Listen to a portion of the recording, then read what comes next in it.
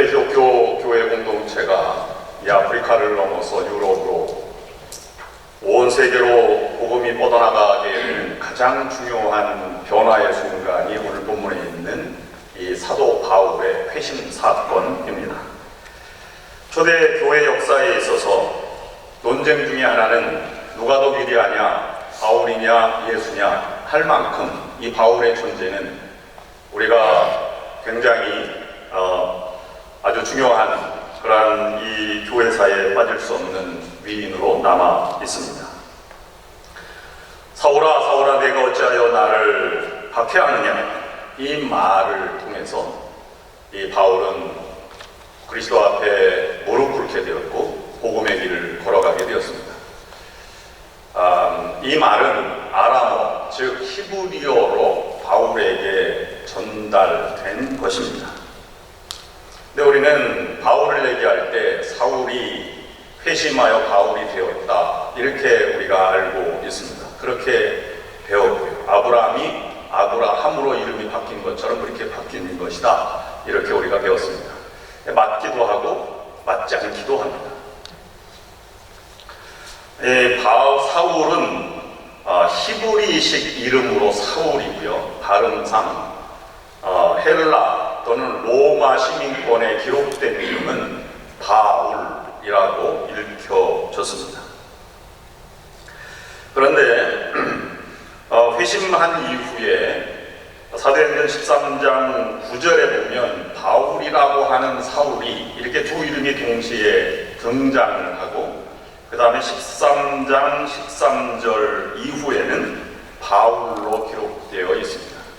이것은 사도행전의 저자 누가의 특별한 의도 아래 그렇게 이름이 바뀐 것을 말하는 것입니다. 이전에 박해했던 곳에서의 이 활동은 히브리식 이름으로 사울이라고 유대인을 강조하는 반면에 그다음 복음을 전하는 입장에서 회심한 바울, 로마로 복음을 전하러 가기 위한 그러한 큰 여정과 세계를 품고 나가는 이 바울을 중면에 내세워서 복음을 전파하는 것을 기록하고자 하는 의도로 바울로 이름을 붙여지게 된 것입니다. 그러니 회심 이전에는 사울이라고 하는 이름이 쓰였고 회심 이후에는 바울이라고 하는 이름이 더 많이 쓰였다. 그러나 같은 이름이다 라고 하는 것을 우리가 볼 수 있습니다. 오늘 사도 바울 하나 때문에 기독교 역사가 바뀐 것처럼 여러분 예배드리는 한 사람 한 사람이 변화되어서 여러분의 세계가 또는 우리 교회가 여러분이 있는 공동체가 바뀌어가는 놀라운 변화의 은총 여러분들에게 있기를 주님의 이름으로 축원합니다. 우리가 삶을 살다 보면 생각지 않은 때에 생각지 않은 방법으로 우리의 삶이 이렇게 인도될 때가 있습니다. 오늘 성경 본문이 그렇습니다. 누구도 예상하지 못했던 일, 누구도 생각지 못하고 기대하지 못했던 때에 하나님이 이 박해하는 사울을 붙잡아 변화시킨 그런 사건입니다. 오늘 본문에 등장하는 인물도 지난주에는 빌립과 성령이지만 오늘은 이 사울과 예수님이 등장을 합니다. 그러나 예수님이 사울이 예수님을 만나는 것이 하나님의 큰 계획 속에 있기 때문에 이 바울과 하나님이라고 해도 과언이 아닐 것입니다. 먼저 오늘 저는 이 말씀을 묵상하면서 두 가지 차원에서 큰 주제를 정했는데 하나는 사울이라고 하는 인물을 조명을 해보면서 우리에게 주는 교훈을 생각해보고자 하며 또 한 가지는 하나님을 묵상하면서 하나님의 마음과 뜻과 계획이 어떤 것인지 우리가 어떻게 하나님의 이 계획을 이루어드리는 삶을 살아가야 할지를 묵상하면서 오늘 말씀을 우리가 함께 생각해보고자 합니다.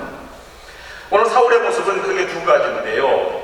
악이 아주 극에 달했다 이렇게 표현하고 있고 또 하나는 이 사울이 인간의 한계를 가지고 있는 것이 분명해져 있고 또 그 한계를 가지고 있는 존재를 우리가 연약한 인간의 존재를 묵상해 보고자 하는 것입니다. 먼저 성경은 악함이 극에 달한 사울의 모습을 우리에게 전해주고 있습니다. 오늘 본문 사도행전 9장 1절 말씀을 보면 이렇게 기록하고 있는데요. 사울이 주의 제자들에 대하여 여전히 위협과 살기가 등등하여 대제사장에게 가서 이렇게 표현하고 있습니다. 여기에 출발점은 여전이라고 하는 말의 출발점은 6장에서 7명의 헬라파 지도자들을 세우고 난 다음에 스데반이 설교하다가 돌에 맞아 죽는 사건으로부터 이 사울의 존재감이 이제 등장하게 됩니다. 그래서 사도행전 7장 58절의 말씀을 보면 밖으로 내치고 돌로 칠세 증인들이 옷을 벗어 사울이라고 하는 청년의 발 앞에 두니라 이렇게 기록하고 있습니다. 누군가가 돌을 던지고 그 돌을 던지는 가운데 지시하는 사람이 있고 지시하는 사람 발 앞에 옷을 이제 벗어 사울이라고 하는 옷을 맞고 있던 사람을 여기서 얘기하고 있는 것입니다. 이 우두머리인 사울이 돌을 치는 자에게 더 강하게 돌을 쳐서 이렇게 죽이려고 하는 일에 가담한 그런 사울의 모습을 보여주고 있습니다. 그래서 스데반의 죽음을 마땅히 여겼다 이렇게 성경은 전하고 있습니다. 여러분, 사람을 죽이는 일에 가담한 사람은 아무래도 여러분 죄스럽거나 마음의 내적인 고통이나 아니면 두려움이라고 하는 게 존재하지 않을까요? 여러분, 자동차 타고 가다가 길에 조그만 길고양이를 치었다든지 아니면 다른 짐승들을 치은 경험이 있으면 하루 종일 아니면 몇 날 며칠 거기에서 이렇게 시달리는 것을 여러분 보지 않습니까? 이렇게 생명체를 이렇게 죽이는데도 그런 마음이면 사람을 죽이는 것은 더한 자책감과 죄의식이 사로잡혀 있었을 것입니다. 그런데 여기에서 말하는 극악한 악한 인간이라고 하는 것은 한 인간의 도덕적 인간의 모습을 여기서 얘기해주고 있는 것이 아닙니다. 그릇된 종교적 신념에 사로잡혀 있는 한 사람을 얘기하는 것이며 또 그 종교적 신념에 사로잡혀 본인이 정의라고 생각하는 그 신념 속에 얼마나 많은 폭력들이 난무하고 있는지를 우리에게 고발해주고 있는 것입니다. 마치 사이비 종교가 이렇게 죄악을 저지르는 것과 같은 그런 모습입니다. 처녀 총각이 마음이 이렇게 뜨거워져서 눈에 뭐가 씌었어요. 콩깍지가 씌었습니다. 그러면 누가 말릴 수 있겠습니까? 누구도 못 말립니다. 본인도 부모도 형제도 다 말릴 수가 없습니다. 그러나 이 비늘이 벗겨지는 순간 자신의 존재를 이렇게 인식하듯이 이 사도 바울도 그 세계 신념 속에 사로잡혀 있는 정의감에 불타는 이 사도 바울은 비늘이 벗겨지지 않으면 새로운 세계를 탈 수 없습니다. 그래서 하나님이 그에게 비늘을 벗기는 사역 일을 지금 하고 계신 것이다 이렇게 볼 수가 있는 것입니다. 그래서 스데반이 죽으면 죄의식과 다른 사람이 많이 일어나서 왜 죽였느냐 이렇게 말할 줄 알았는데 이 그리스도인들은 예루살렘에 자기 죽음을 피해서 다 도망가서 뿔뿔이 흩어지게 됐어요. 그러니까 사도 바울은 더 적극적으로 하나님의 백성들을 핍박하는 일에 앞장서기 시작했고 그것은 예루살렘에 있는 성도들을 진면하는 데 온심을 기울였을 뿐만 아니라 그 장을 넘어서 이제는 예루살렘에서 도망친 제자들 그 사람들을 잡으려고 사냥터를 더 넓혀서 인근 지역까지 가는 중에 오늘 본문이 기록되어 있는 것입니다. 다메섹이라고 하는 지역까지 가고 있던 중에 일어났던 일이다 이렇게 기록하고 있습니다. 다메섹은 다마스커스죠. 아브라함 시대부터 도시였습니다. 예루살렘에서 다메섹으로 가는 거리는 140마일, 242km입니다. 도보로 간다면 아마 경찰 몇 사람들이 공문을 가지고 이렇게 가는 그런 것을 연상해보면 일주일을 가야 잡을 수 있는 그런 거리입니다. 이 북왕국 수도였던 이 다마스커스, 이 다메섹은 아시리아 정복 때 이스라엘의 수도였고요.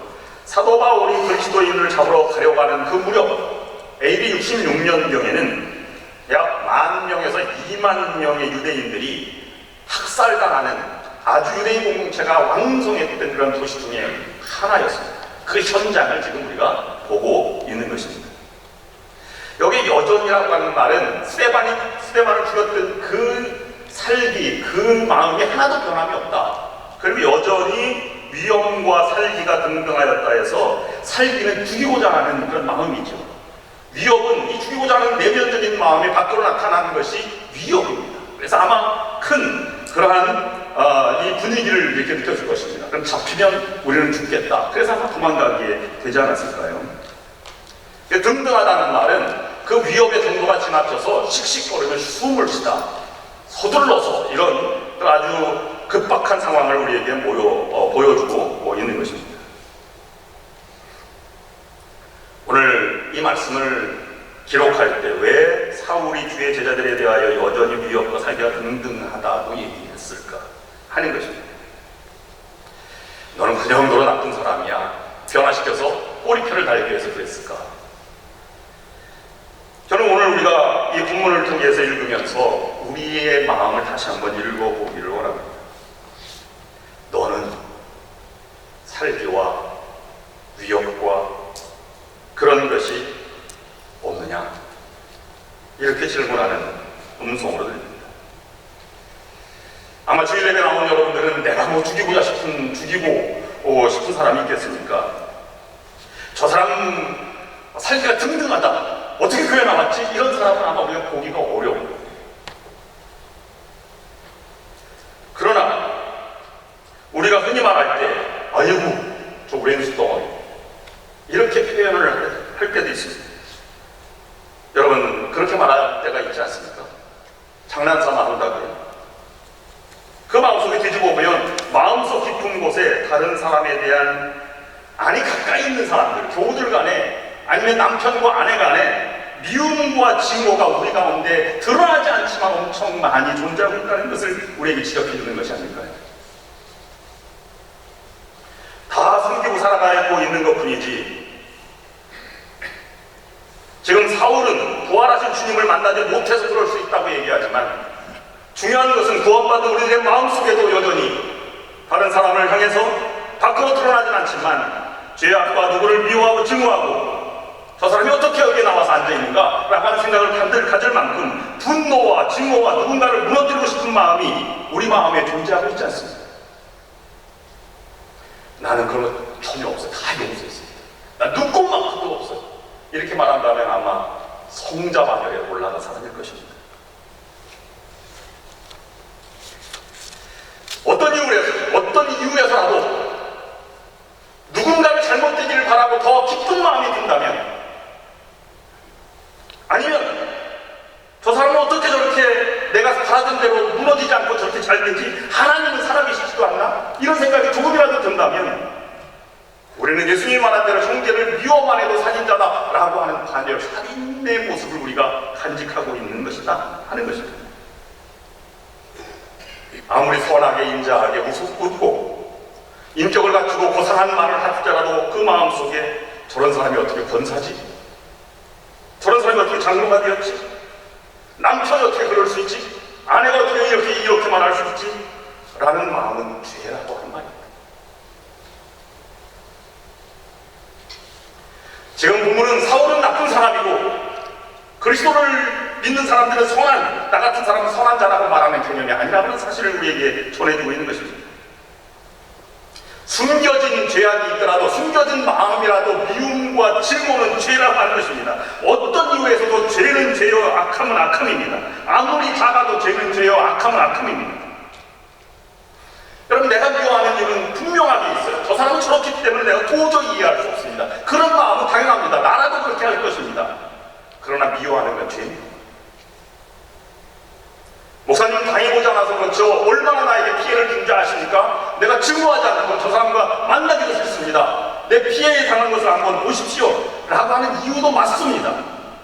증오는 정말 우리가 헤어나올 수 없는, 얼마나 오죽했으면 그렇게 증오하게 되었습니까? 그런 것은 당연합니다. 그러나 증오하는 것은 죄라고 하는 말입니다.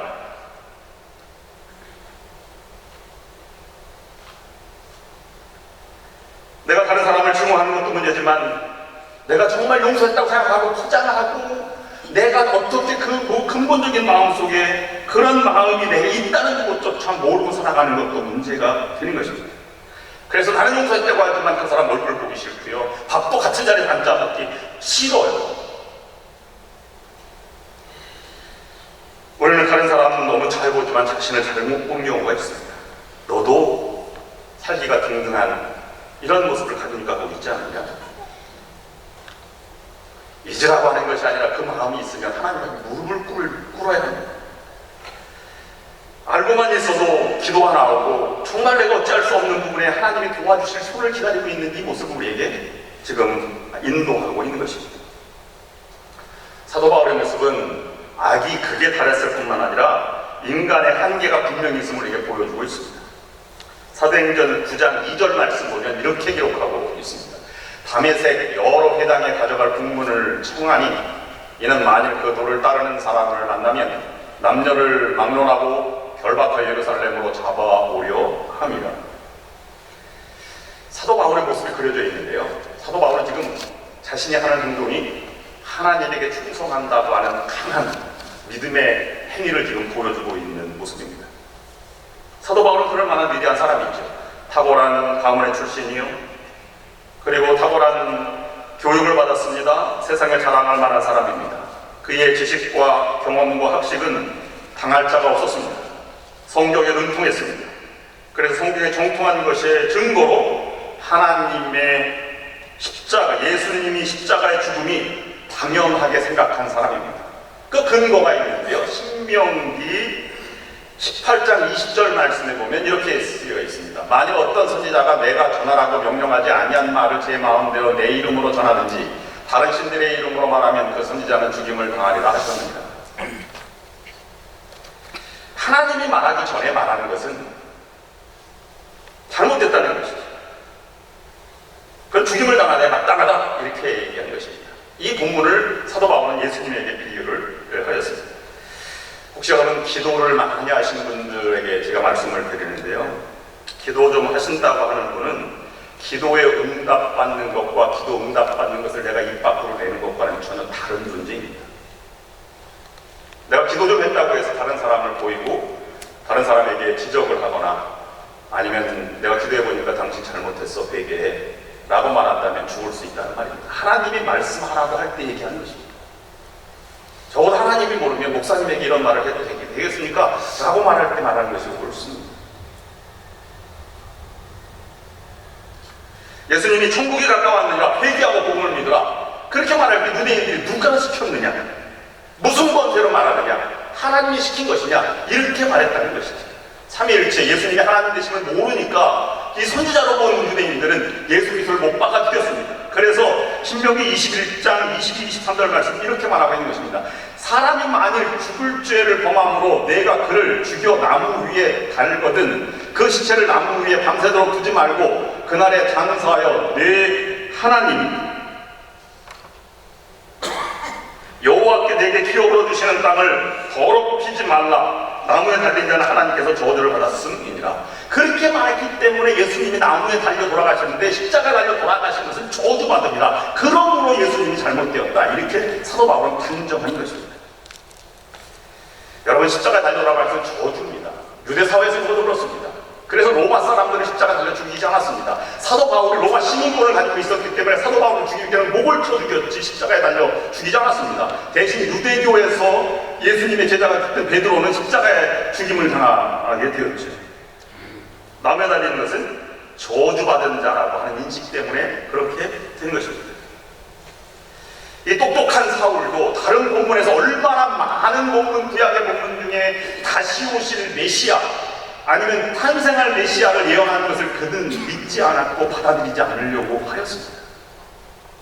자기의 한계를 자기 스스로 한계를 만들어가는 것이죠. 조금 배웠다고 하는 것 때문에 오히려 그것이 많은 도움이 되지 못하고 자기의 잘못을 오히려 더 극대화시키는 것으로 나아가는 그런 결과를 우리가 알게 되었다고 우리에게 전해주고 있는 것입니다. 여러분, 좀 느리더라도 다른 측면도 있으면 여러분 바라봐 주시기를 바랍니다. 표현을 하지 않아도요, 다 그것이 잘못됐다 이런 표현을 다 속으로 판단하고 있지 않습니까? 요즘은 정보가 얼마나 발달했는지 목사님이 설교 제목만 이렇게 딱 놓으면 오늘 무슨 말 할지 다 알아. 이렇게 생각하기도 합니다. 그러나 그런 판단과 그런 세상적인 지식과 경험은 신앙생활에 크게 도움이 되지 않는다는 사실을 우리에게 말씀해주고 있는 것입니다. 부활하신 주님을 만나기 전까지는 이런 지식과 경험은 아무 도움이 되지 않습니다. 어부였던 베드로가 요한복음 21장에 보면 밤새도록 고기를 잡지 못했습니다. 그 목수 출신인 예수님이 깊은 데로 가서 그물을 던지라 그랬더니 베드로가 깊은 데 가서 말씀을 던졌지 않습니까? 선생님이 목수 출신이 뭘 알아요? 내가 깊은 데는 안 던져봤겠습니까? 이렇게 질문하지 않았다는 사실입니다. 저는 목사가 되기 전에 목회는 해야 되겠는데 목사님은 싫었어요. 왜 싫었냐 하면 목사님은 야단을 맞아도 가만히 있고 그냥 성도들이 틀린 말을 하는 것을 그냥 받아들이는 것이 너무 이상했습니다. 근데 이제야 조금이나 알 것 같습니다. 성도들이 무엇을 야단을 치거나 무슨 지적을 하면 그것이 자잘것을 떠나서 하나님이 그 속에서 하시는 이 말씀들이 있다, 이렇게 생각을 하게 된 것이죠. 여러분, 조금 느리게 하나님이 말씀하시는 것, 그것을 여러분 받아들이시길 바랍니다. 왜 가나안 땅까지 40년이 걸려서 가야만 했는가 라고 하는 것에 하나님의 의도, 하나님의 마음을 여러분 헤아려 보시기를 바랍니다. 그래서 누가 물어보면 잘 모르겠습니다, 그냥 목사님이 알아서 해주십시오, 기도하고 결정하는 게 좋겠습니다, 이렇게 말하는 것이 훨씬 더 은혜로울 수 있다는 말입니다. 내 생각이 조금만 틀렸다고 금방 왜 저런 말을 하지? 좀 유별로 하는 생각도 하지 마시기를 바랍니다. 때로는 못 알아듣는 것처럼 그 속에 어떤 의도가 있는 것인가 라고 하는 것을 깊이 있게 묵상하는 자세도 필요한 것이죠. 다윗은 그렇게 위대한 기도의 사람이었고 그런 왕으로 권력에 갖은 사람이었지만 시편 139편 23, 24절 말씀 보면 이렇게 기도하고 있습니다. 하나님이여, 나를 살피사 내 마음을 아시며 나를 시험하사 내 뜻을 아옵소서. 내게 무슨 악한 행위가 있나 보시고 나를 영원한 길로 인도하소서. 두 번째로 하나님을 묵상해 봅니다. 하나님이 왜 사울에게 부활하신 예수님을 만나게 했는지, 그 전능한 하나님이 하신 일이 무엇인지, 그리고 하나님이 계획을 어떻게 풀어가시는지, 그리고 그 계획은 하나님의 사랑 가운데 어떻게 역사하는지, 이것을 우리에게 묵상하고자 합니다. 오늘 사건의 중심은 사울이 아닙니다. 하나님이 오늘 이 사울을 변화시킨 사건의 주인공이시고 또 중심입니다. 그래서 하나님께서 예수님을 통해 사울을 만나게 하셨고 만남을 통해 새로운 일을 시작하게 하셨습니다. 첫 번째 하신 일은 뭐냐면 그리스도를 만나게 했는데요, 예수 그리스도, 즉 부활하신 예수님을 사울이 경험하도록 하나님이 인도하신 것입니다. 이것이 하나님의 마음입니다. 지금 살기 든든한 것은 하나님의 마음을, 부활하신 주님을 만나지 못했고 그런 하나님을 그런 경험하지 못했습니다. 우리가 부활하신 주님을 만나야 내가 변화가 되고 교회가 변화가 되고 세상이 변화되는 것입니다. 내가 믿음을 가졌어요. 근데 이 믿음이 자꾸 흔들립니다. 왜 흔들립니까? 어려워서 흔들린다고요, 삶이? 그렇지 않습니다. 수많은 핍박과 고난 때문에 믿음이 흔들린다고요? 절대 그렇지 않습니다. 우리의 믿음이 흔들리는 것은 단 한 가지입니다. 부활하신 주님을 만나지 못했기 때문입니다. 부활하신 주님을 믿는 믿음이 없어서 흔들리는 것입니다. 그래서 평탄할 때는 아무 문제가 없지만 조금만 어려움이 생기면 금방 문제가 터지는 것입니다. 부활하신 주님을 만나면 눈에 비늘이 벗겨지듯이 세상이 새롭게 다가오게 된 것입니다. 여러분 아십니까? 사도 바울이 부활하신 주님을 만나고 이것을 3번이나 간증을 하는데요, 사도 바울은 일평생 순교하는 날까지 부활하신 주님을 한 번도 그의 믿음을 뒤로 물러서거나 후퇴하거나 후회한 적이 한 번도 없습니다. 사도 바울의 핵심이 바로 부활하신 주님입니다. 일평생 한 가지 신앙의 주제가 있다면 오직 예수, 부활하신 예수, 그것만 외치며 살아가는 것이 바울의 신학의 가장 정점이 된 것입니다. 두 번째, 하나님은 그 능력을 전능하신 하나님으로 사울을 붙드시고 일으키시고 쓰임 받도록 세워주시는 하나님이 역사하신 것을 우리에게 증거해주고 있는 것입니다. 우리가 어려운 것은 아픔과 어려움을 사람의 소리를 통해서, 사람의 손을 통해서 위로받고 회복하려 하기 때문에 어려운 것입니다. 그런데 절대로 그렇지 않습니다. 하나님의 음성을 들어야 회복하는 것입니다. 대부분 사람들은 내가 갖고 있는 길이 잘된 길인가 잘못된 길인가 잘 몰라요. 그러니까 모세 아내처럼 잘된 길인데도 잘못된 길로 가는 경우도 있고요, 모르게 뒤를 돌아보는 경우도 많이 있다는 것입니다. 이것이 인간의 한계죠. 내가 아무리 서려고 해도 서지지 않습니다. 그것을 해결하는 길은 다른 데 있지 않습니다. 위대한 사람을 만나는 데 있지 않습니다. 그 해결은 우리를 세우시는 하나님의 위대한 역사에 있는 것입니다. 그것이 오늘 본문의 이야기입니다. 주님은 사울의 이름을 부르는 것만으로 사울의 약한 발걸음을 멈추게 하셨습니다. 전능하신 하나님에게 붙들리기 전에는 우리가 전능하신 하나님의 능력 힘이 볼 수 없다는 것입니다. 하나님은 말씀으로 세상을 창조하셨고 세리 만태를 불러주셨고 말씀 하나로 물을 포도주로 만들고 파도를 잔잔케 하셨습니다. 여러분을 세워줄 자를 찾지 마십시오. 하나님을 찾으셔야 여러분 세워집니다. 일어나라는 하나님 말씀에 그 말씀이 나의 심령과 인생을 뚫고 들어올 때 우리는 회복되고 세워지는 것입니다. 여러분 하나님의 음성을 듣기를 그렇게 갈망하고 계십니까? 세 번째, 하나님은 바울이 가진 계획보다 하나님의 계획이 훨씬 더 위대함을 우리에게 보여주고 있습니다. 7절 말씀 보면 사도행전 9장 6절 말씀 보면 너는 일어나 시내로 돌아가 내가 행할 것을 내게 이를 자가 있느니라. 사도 바울이 아무것도 안 하고 하나님이 전능지전능한데 그냥 하신 것이 아니라요. 하나님은 반드시 즉흥적으로 하시지만 하나하나 우리에게 인도해 주시는 분이십니다.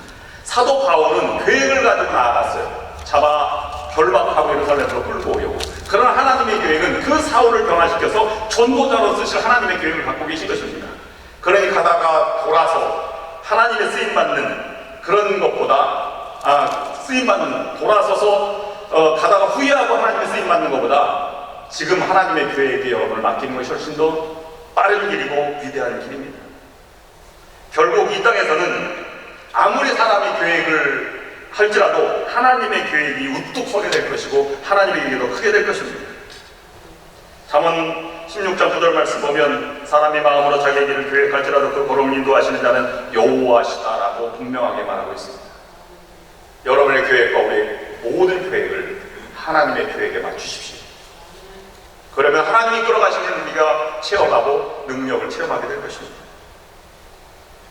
마지막으로 묵상하는 것은 하나님은 이런 모든 과정을 통해서 사랑을 우리에게 보여주셨습니다. 왜 사울의 발걸음을 멈추게 했을까요? 하나님은 자녀된 우리들이 그릇되거나 하나님의 백성인 우리들이 하나님은 사랑하신다는 것입니다. 하나님은 하나님이 악한 자의 손에 고통받고 죽임을 당하는 것을 막으려는 의도가 있습니다. 하나님은 하나님의 자녀들이 머리카락 하나라도 쉽게 망가지는 것을 원치 않을 만큼 자녀들을 사랑하시고 보호해 주십니다. 이것을 하나님을 의지하는 자들이 경험하게 됩니다. 시편 91편 10절부터 12절까지 있는 말씀 보면 이렇게 말씀 기록되어 있습니다. 화가 내게 미치지 못하며 재앙이 내 장막에 가까이 오지 못하리니 그가 너를 위하여 그의 천사들을 명령하사 내 모든 길에서 너를 지키게 하시니라. 그들의 손으로 너를 붙들어 발이 돌에 부딪히지 않게 하리로다. 결코 하나님은 망하게 버려두시지 않습니다. 하나님의 마지막 순간은 품고 사랑하고 우리를 보호해 주시는 것입니다. 여러분, 이 예수님의 마음, 예수님 마음을 통해서 우리가 하나님의 사랑을 느끼고 예수님의 이 마음이 우리를 감동시킵니다. 하나님은 하나님의 자녀의 고통을 자신과 연결시키죠. 이 누구십니까? 사울이 얘기할 때 이 주님은 이렇게 얘기했습니다.